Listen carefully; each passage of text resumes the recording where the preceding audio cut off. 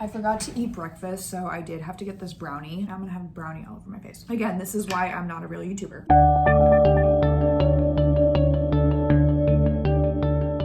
Hey everyone, welcome back to my channel. Does anybody do finger guns anymore?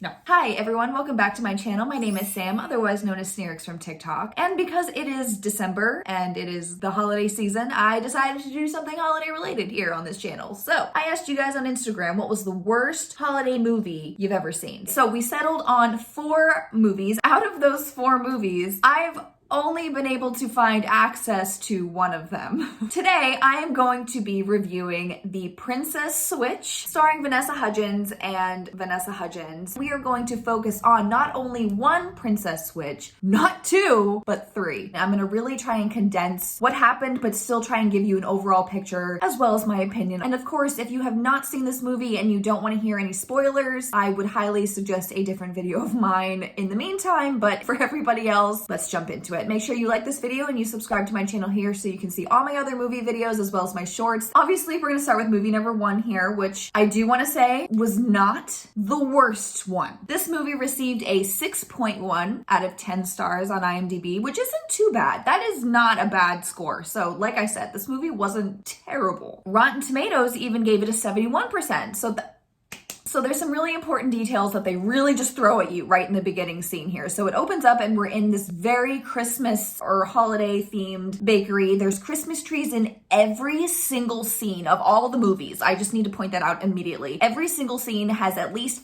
5 Christmas trees. Vanessa Hudgens plays 2 characters in this movie, starting with Stacy DeNovio, and she is whipping around this bakery. The scene immediately goes into her introducing her partner baker guy, Kevin, and it's pretty evident kind of right away that they have a friendship and not actually a romantic relationship. His daughter comes running in, who's very young. Her name is Olivia, and they bring up the fact that Stacy has a probably recent ex-boyfriend. And so because of this, Kevin and his daughter decided to surprise her with a baking competition in Belgravia, which kind of sounds a lot and reminds me a lot of Genovia, but it's fine. Is it hosted by the royal family? I'm not really sure why the royal family was involved in it, besides the fact that they were just going to be handing out the award. Only the top of the top get invited to this sort of thing anyway. So Stacy is reading it and she's like, oh, I see you entered me in this competition. And Kevin's like, yeah, well, because like you haven't gotten over your ex-boyfriend and you really should be doing something on Christmas besides just like moping and being like sorry for yourself. Like it's like not really fun for anybody to be around you. It was a big deal that she got invited and she's just like, no, I can't go to this thing. I can't close up shop right before Christmas. What would I do? It's not part of the plan. Here we're supposed to realize that, oh, she's a big planner type thing. So she leaves the bakery. We meet this old man character when she walks outside the bakery and he makes some comment,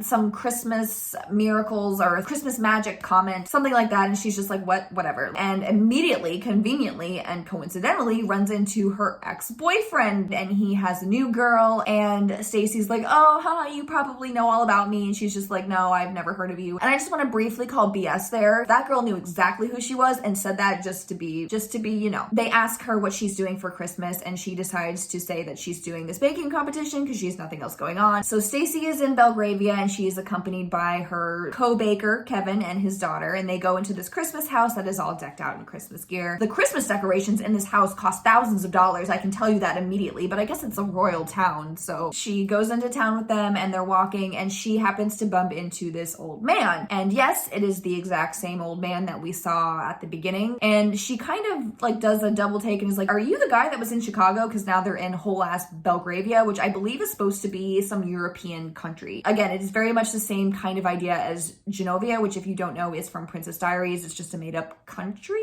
And the old man is explaining that the Duchess is in town and she's actually supposed to get married to the prince very soon, but nobody has seen her. She's never been caught on camera. Wonder who this character probably is going to be. So since Stacy is a planner, she wants to get to the baking competition early. I think it's a few days away, but she still wants to see where it is and go like set up her little like area. She walks towards the back and physically bumps into another Vanessa Hudgens.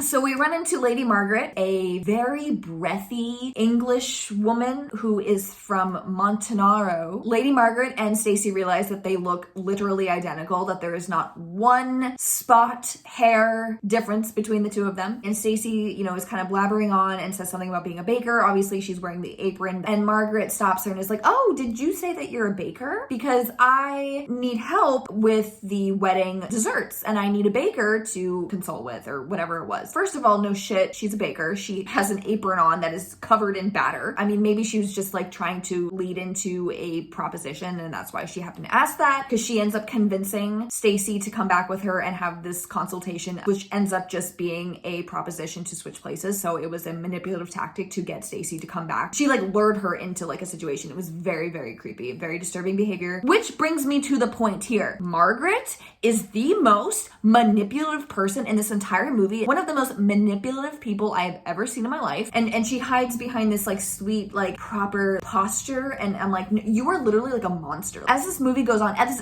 all three movies go on, she is consistently a manipulator. We are introduced to Margaret's helper woman. What was her name? Miss Donatelli. And they ask her if there's any chance that they could be related. And they go into this very loose explanation that they might have a relative because someone on Margaret's side did come to the US and they had kind of a similar last name. And they were like, oh, maybe, it just got lost in translation. And then never talk about it again. There's never an explanation why they look alike besides their theory that some man named Cecil is their connection. They never look into it. They're never curious. I just thought that was interesting. I just thought that was very weird. So Margaret's like, before I join this royal family and before I kind of throw myself into this situation that I'm not really looking forward to, I want to be you. Let me just have these 2 days of just being a normal person where people aren't going to treat me any type of way or give me any type of attention. Like, I'll just be myself. Which, why 2 days? Why? Why couldn't they have just done it for like a day or like a couple hours? And they had to switch back at midnight, which I was like, what is this weird midnight? Like, why midnight? No reason. So Stacey's just like, I'm sorry, but like, aren't people going to notice? Like, you're literally the Duchess. You're about to get married to a whole prince. Like, how are people not going to realize that this is like a thing? And Margaret informs her that she's only met the prince twice and that they've kind of have an arranged marriage. So they're basically letting us know that no, she does not love the prince. The prince is actually supposed to be going out of town, so he's not even really supposed to be there. And the only obligation that she's going to have within the next 2 days is just having lunch briefly with the king and queen to go over wedding plans. And Stacey's like, oh, okay, that seems like not a big deal. Like, I can do that. No, I'm not meeting with the fucking king and queen to go over royal wedding plans that I know nothing about. Like, I didn't even know, like, they're going to be asking you specifics about the family. I don't know why she thought she could just like casually skip this and throw in someone who has no idea who she is, her family history, nothing. And the entire time she's explaining this, she is using the worst cringy, like, let me try and do an impression. Like, she's like, Stacey, you have to understand, I want to be normal. Oh, stop talking. Margaret further manipulates Stacey by offering her something. She's basically like, if there's any favor I could give to you for doing this, it's yours. Stacey recalls that Kevin's daughter Olivia had been really fascinated by this little like nutcracker dance academy and was like, hey, I really want to get her into this dance academy on scholarship because, we can't afford it. And Margaret's just like, done, no problem, you got it, we're good to go. So Stacey agrees to do it and they're gonna go through with the switch. No one can know what's going on. It has to be this big secret. She can't tell Kevin or Olivia, so she's like, hey, I'm gonna go get a new apron. Nobody can come with me. Sketchy behavior. And before she departs, she does a secret handshake with Olivia where they do this whole weird, very, very cringy thing at the end where they're like, hey, and I'm just like, ooh, whatever. This was a parallel for me for Parent Trap because of course they have that secret handshake that they do. That's kind of an important thing that they learn. And Margaret has to teach Stacey how to be royal and proper. I kind of got Princess Diaries vibes again from this just because of her teaching her how to walk and her teaching her how to sit and just,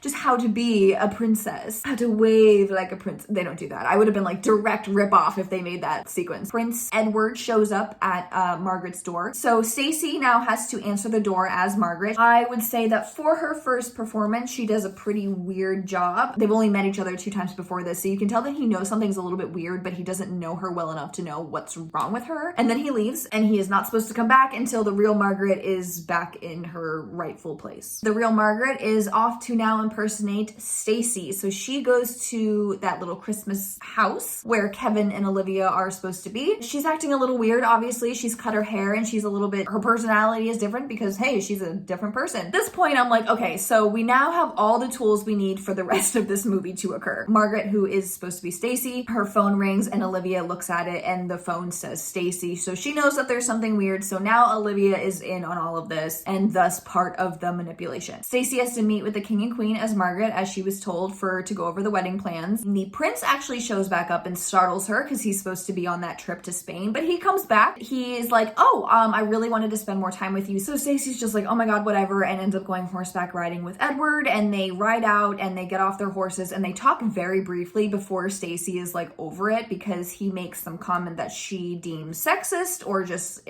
insulting, and she got on her horse and like rode back, and he was just like, okay. Margaret, who's pretending to be Stacy, is bonding more with Kevin and Liv, and they take like a photo together and do like a whole like family type moment. So they're like really bonding together. They have a whole spontaneous snowball fight where they have to like fall on top of each other, which was like really over the top sexual and unnecessary. Nobody just has a spontaneous snowball fight in the middle of a town. That's kind of rude and inconsiderate, but these people are all just assholes. Edward approaches Stacy, who's supposed to be Margaret still, and he actually apologizes to her, and he's like, you're so right, like I wasn't even thinking, like, I want to hear your opinions, you should have opinions. And he even scheduled a horseback carriage ride for them so that he could hear more about her opinions, which I thought was really, really sweet. Like, I genuinely was like, okay. They were doing a charity for this kids shelter. They have a quick little Twilight moment where they dance in a gazebo. She says she doesn't know how to dance, so he has to teach her, even though she ends up dancing just fine. And they find out that the money that they had raised for this charity event didn't actually cover Christmas gifts or anything related to like celebrating the holidays. It specifically went to necessities because they didn't have funding for that either. So Stacy convinces Edward that they need to buy all these presents and just like throw these kids this massive Christmas party. So Stacy and Edward decide that they're gonna go to a toy store in town. Mind you, there is absolutely no bodyguards, no security. There was nothing. There was literally just like a prince walking around the store playing Twister with this like random girl from Chicago, like putting her ass like all over him. And it is the last night before they're going to switch back, which means the competition is going to be tomorrow. And Margaret ends up going back out with Kevin, and they're gonna watch a movie on the couch, and they do a really random promo for another Netflix movie, The Christmas Prince. And Kevin again still thinks that she's Stacy. So he's like, hey, I don't know like if it's just me, but like the past couple days you've been like super cool and like super fun, and I feel like this vacation has been like really good for you, and like I'm kind of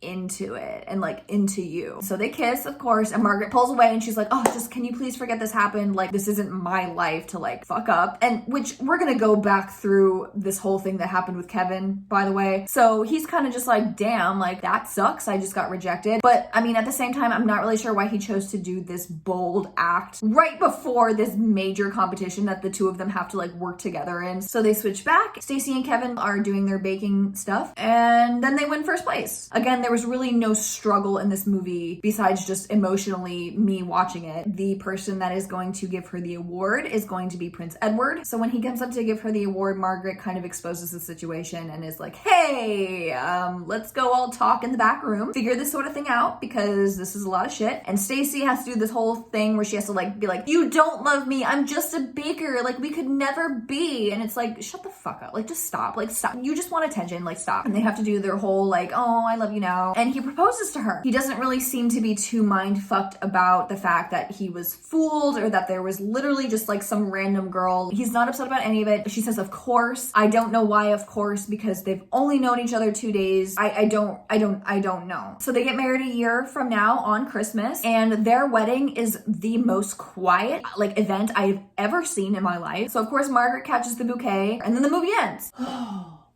It's just very strange that Olivia wants to do this dance academy, and we never actually see her go to this dance academy. I don't think we ever hear her talk about it until the third movie, and even then, like, I feel like it was just random. I don't know. And no one is upset that they've been lied to. And that's what I wanted to say about Kevin too, is I feel really bad for, and Edward as well, because he kind of was in the same boat, but Kevin mostly because he knew Stacy for, I think they said 12 years or since high school. So he knew Stacy for a very long time and thought that he fell in love with her. It's like a catfish to his face. It was very manipulative. We're not going to talk about the safety issue with this random girl being around his kid, like weird. Stacy doesn't actually know her. Like they knew each other for like 10 minutes before they switched. There was no verification that that's who she was. She could have just switched with a random person. They don't know each other. At least in the Parent Trap, they realized that they had the same parents. They had physical picture proof. Oh my God, it's weird, bro. The second movie starts off with a quick little recap from our Stacy / Vanessa Hudgens. And this movie actually went down in rating. So this actually got a 5.4 out of 10 on IMDb and a 58% on Rotten Tomatoes. So we definitely dropped down from our previous score. So do what you will with that information when watching this movie. Right away, a lot of stuff has happened. It's now been 2 years since the first movie happened. So now Stacy is with the prince. She's now the princess of what the fuck was that called? Belschnickel.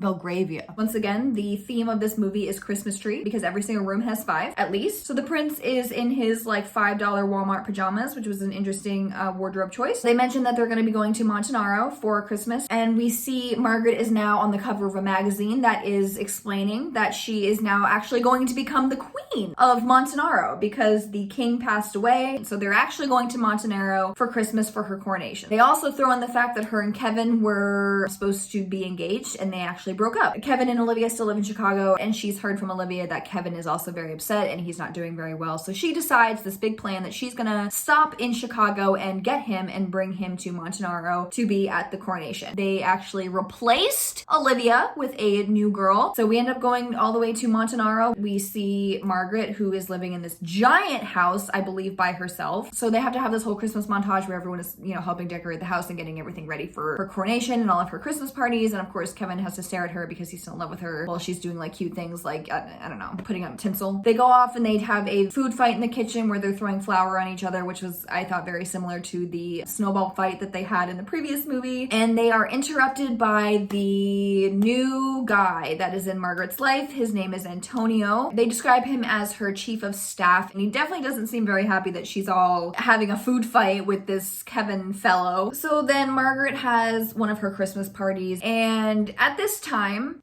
we have a new character that shows up. A third, Vanessa Hudgens, comes out in a blonde, kind of wavy haired wig with dark makeup on. And if it wasn't for the fact that this movie came out before the live action Cruella, I would 100% say that Vanessa Hudgens ripped off Emma Stone's Cruella depiction character, especially the way she spoke and just her demeanor, like just her just being overly aggressive and kind of abrasive and flirty, very just full of herself, very confident, fashionable. And she also had these 2 little quote minions that kind of always stuck by her. She literally was dressed, I would say, like Jenny Humphrey from Gossip Girl after she transitions into her gothic Taylor Momsen vibe phase. So this blonde Vanessa Hudgens character is Fiona Pembroke, and she is a cussy of Margaret. We find out as the audience that she is actually stealing from the people at the party. She's stealing people's wallets and stealing like jewelry and things off their person. Very Cruella-esque. Okay, so now we have all of the characters that we're gonna need to know for this movie, and we have to go through this whole thing where Margaret and Kevin have this little date that they're supposed to go on, and then Antonio or Tony is like, hey, I'm actually like in love with you. And so she feels really weird about this, so she talks to Stacy about it and needing more time with Kevin. I need time to like talk to him, and there's just never time to do that.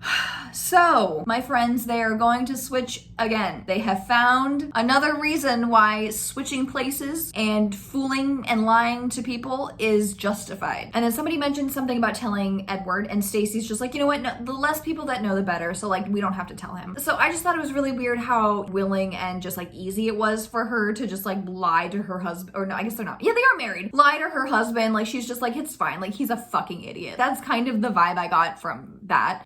And at the same time this is happening, another plan is being hatched, and this time it's Fiona, the third blonde Vanessa Hudgens. They're going to switch places with Margaret, so that way she will have access to lots of money and she can wire this money to herself and then run away with it. And Margaret's not going to be in on this, of course. No one is, because this is going to be a criminal activity situation.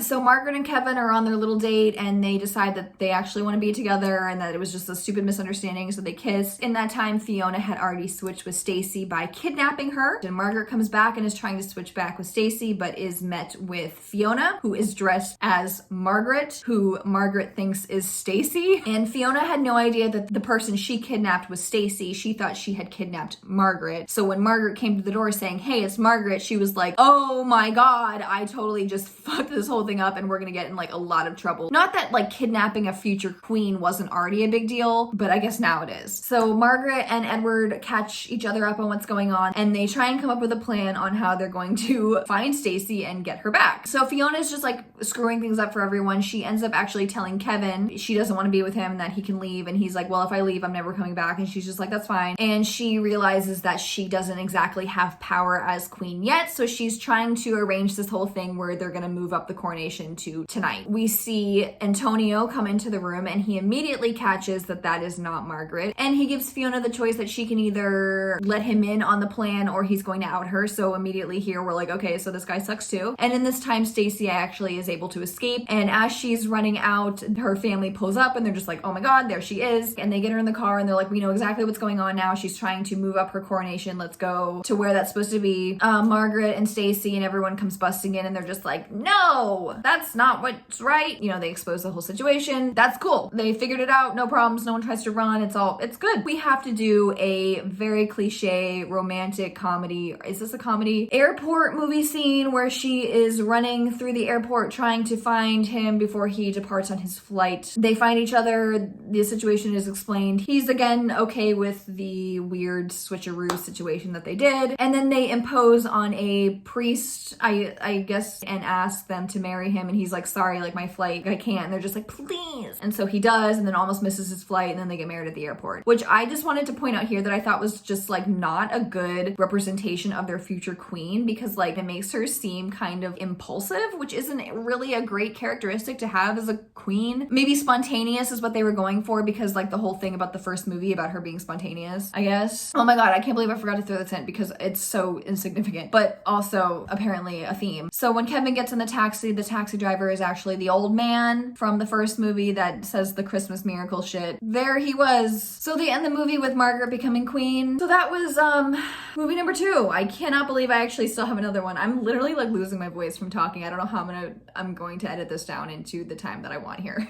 Oh my god. So if you were a fan of Fiona in this movie, you're in luck. The third movie is pretty much all about Fiona. So the third movie is called Princess Switch 3, Romancing the Star. This one is also starring Vanessa Hudgens 3 times. We're gonna fly through this one because my god, I don't know how much longer I can talk about this. Kevin and Margaret are still together. Prince Edward and Stacy are still together. Olivia is supposedly at this dance academy. I'm not sure if it's the one that was mentioned in the first movie, and if it was, then that was the only time they bring up that freaking dance academy. They're throwing a Christmas festival, and it's a big deal because the princess and the queen are co-hosting it, and it's going to be a big celebration in whatever the hell town they're in. And it's also a big deal because they have this Star of Peace that some guy is bringing, which is supposed to go on top of a Christmas tree, which is like a really big deal. It's super valuable, and like no one is allowed to like touch it. Within the first 5 minutes, I want to say, of the movie, the thing is stolen. The police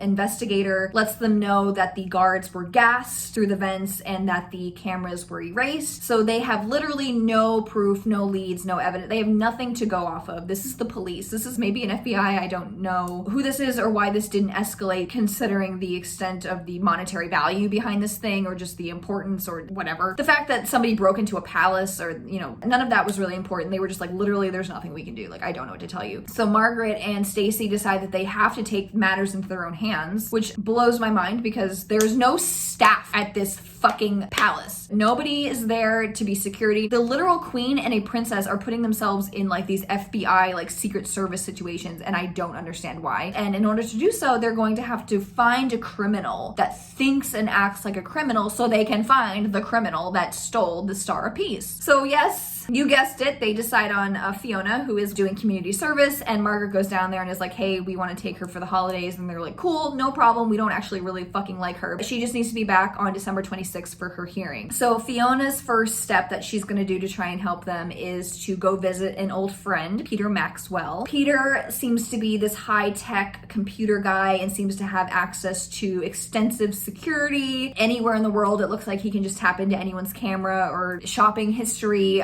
it seems like he has access to anything and everything, which is interesting to me that the FBI or the police wouldn't have access to this technology, and Fiona just so happens to know this guy, and it seems like they kind of have some sort of history together. So they're just kind of this are they, aren't they friends situation. They are able to hone in on this one particular person who they know it has purchased the type of gas that was used on the guards, and they're like, it's this guy. Hunter is supposed to be this hotel tycoon that's just like a billionaire, and they describe him as someone who collects valuable items that don't belong to him or something like that. So I was like, so he just steals. Like, you could just say that he steals like really nice things. It's fine. And oh, this guy just so happens to have a thing for Fiona, so we're gonna have a really easy way of getting in there to steal the Star of Peace back. They always portray these like spy operations in such a most ridiculous way where everybody has unlimited access to all this high technology that not even the FBI seems to be able to, you know, get a hold of. I've never known anybody in my life, maybe I just don't hang around with criminals that do missions, but I don't know anybody that's ever like even gone through an air duct, let alone lasers. So they come up with a ridiculous plan for Fiona and Hunter to run into each other conveniently, so that way he'll invite her to his big Christmas party that he has every year and she can get in and steal the Star of Peace. But now they run into this issue that how is Fiona going to distract Hunter and steal the star at the same time? Now, I don't know about you, but there's just one solution out there that must be the option for this situation, and that would be to switch places for a third fucking time. They haven't learned any lessons. They are just like, this has worked for us in the past, we're gonna do it again. So this time, Margaret is going to switch places with Fiona. Peter and Fiona are kind of having their little moments here and there, and then we have this whole reveal that they actually went to boarding school together. So she's known Peter her whole life. He's kind of always been her family, and that the mom was very aloof and she was never around and always had a flight to catch is how they describe it. That's her villain origin story, which I don't want to spoil Cruella for you, but like it just was very Cruella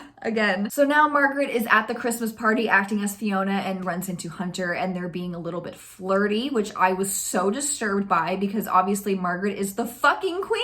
They're dancing and they're doing like really sexual dances, and at one point they even kiss, which I was like so creeped out by because I totally forgot to mention because I'm flying through this, but Kevin actually left before they did this to go pick up Olivia because everything was crazy with the storm and she wasn't able to get out of New York City. So he's out of the picture, and Margaret decides that she wants to do this after he left. So I was like, oh, that's really convenient that after your boyfriend or husband, whoever the fuck he is, after he left, you decide that you want to do this whole switcheroo where you, not Stacy, you have to go in and do this whole tango with Hunter. They get the star, and as she's leaving, we have another cameo from the old man from the first movie who they randomly threw in the second movie and now are randomly throwing in the third movie. I feel like they wanted to use him, like he was a consistent thing in the first movie, so they kept trying to throw him in. I don't know, it just didn't make any sense. And while all of this is happening, Stacy is back at the palace and she gets a call from the church that Fiona had to do community service at. For whatever reason, they want to move up her hearing and they need her tonight. So you need to bring her now. So since Miss Fiona is not present and this is a pressing situation that they need figured out right now, Stacy's only option is to dress as Fiona and go and do the hearing for her. Stacy gets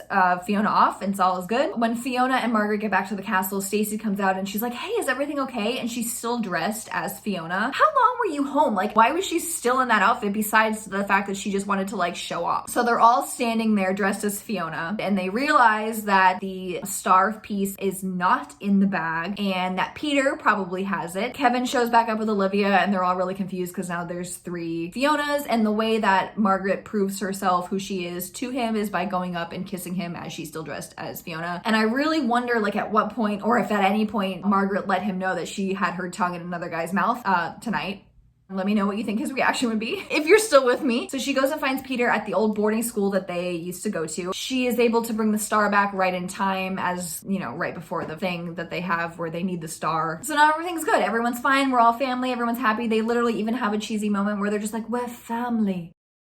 Okay, so I've been talking for 2 hours, maybe longer, bro. I don't fucking know. I don't have much to say after all that. I know I said a lot and this video is probably way too long as it is. So obviously the Princess Switch landed in the top 4 worst movies, but after watching all 3, I would have to say 2 that came after were significantly worse than the first one. The first one actually wasn't that bad. Like, it was very cheesy, very cliche, very like the accents were bad, the script was bad, but it could have been just simply a bad movie movie and then they made it into a bad three-way series. If you have any movies that you want me to review, it can be any type of movie. It can be new, it can be old, it can be funny, it can be sad, it can be scary. Anything you want, just make sure you put it in the comments below. All my social medias are linked below, as well as all the details about all the actors and characters and information that you'll need for the movie below. Let me know what you thought of this movie. Let me know what you thought of all the movies, if you thought any of my observations were legitimate or if I'm just being over the top and really skeptical. And in the meantime, I hope you guys have an amazing rest of the holiday season. I will see you. I'm not saying I'll see you next year. And I'm ending this video and I'm not even gonna do anything formal. I'm just gonna end it. So